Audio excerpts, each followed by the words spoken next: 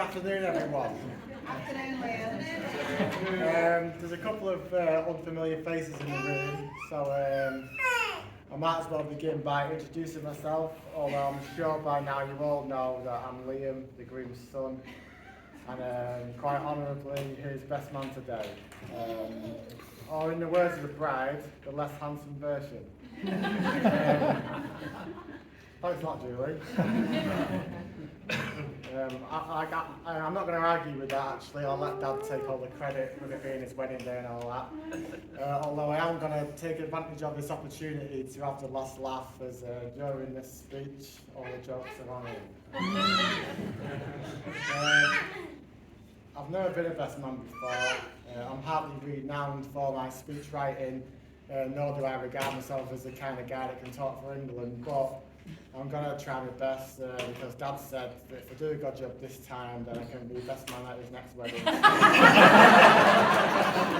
only joking, Julie.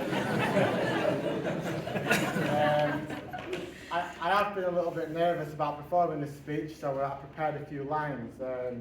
I've just snorted them under the table. So, now I'm feeling more confident.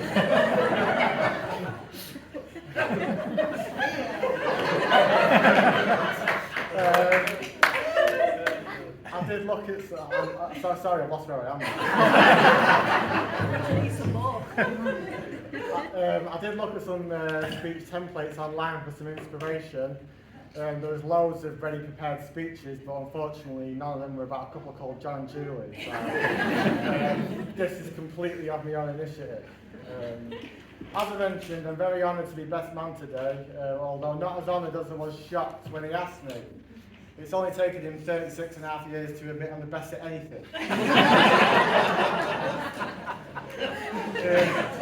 He was always very competitive when I was growing up, from arm wrestling to how tall I was going to be. He's around half an inch taller, and I know that gives him the greatest satisfaction. The most memorable competitive episode was when he challenged me on how many push-ups I could do. Keep in mind I was about 22 years old, so which would put him at about 52. Anyway, I managed about 50 press-ups. He couldn't even manage 30. I didn't think it was any big deal given the age difference, you know. Hardly a spring chicken at 52. I assumed he had the same perspective, so you know I forgot about it. I've lost where I am again. So sorry I forgot about it, but however it turns out he didn't. I was yet to find out that he inside his seething. He needed to. You have to excuse my 1-year-old niece. She's very rude. Rosie, come on.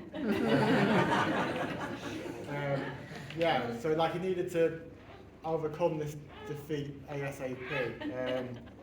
Around 3 weeks later, he challenged me again to another press-up contest. So, you know, I got down and did my usual 50 press-ups, about all I could manage again. Once I'm finished, he gets down and smashes out about 100, or there or thereabouts. I thought, what the hell's going on? Straight away, he confesses that since his defeat by me 3 weeks previous, he started doing push-ups every morning when he woke up, and every night when he went to bed. I was completely oblivious about it. Just thinking about that episode drains my energy, let alone talking about it. This actually took place in our workplace. Yeah, that's right. When I left school, I agreed to go and be his apprentice. I didn't have many other options, to be honest. But everything was a competition at work there as well. Like, it'd say things, it's like, you know, can't you undo that, it'd say? That's because I tightened it. or like he'd see me struggling with something, he'd come over and do it for me. He'd look at me and go, am I good at what?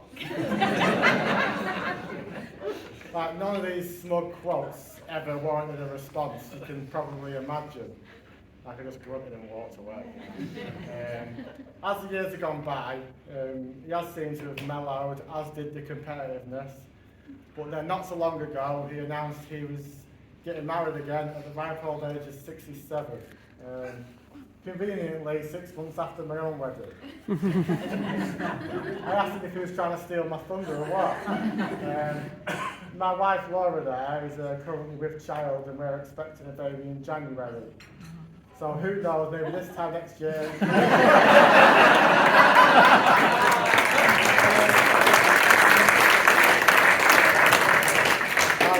Now, maybe this time next year he'll outdo me once again and produce a couple of twins or something.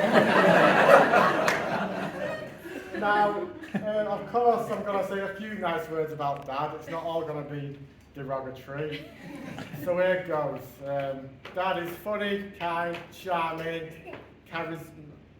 I'm going to make that. I'm going to have to miss that. I can't really write it. I asked some of the fellows at work to include some words for me about Dad. They said he's godly, rarely ever seen. If he's doing any work, it's a bloody miracle. I also spoke to some other people, and one person actually told me he thought he was selfish, arrogant, and completely insensitive. Julie, thanks a lot.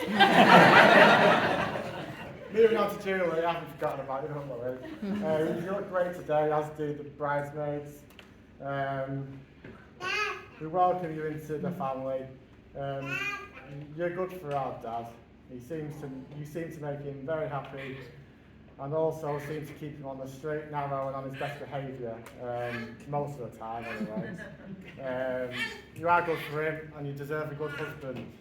Dad, thank God you married him before you found one. All joking aside now, I think it makes a great couple. This is a very happy occasion for us all to celebrate, and we wish you both every bit of happiness.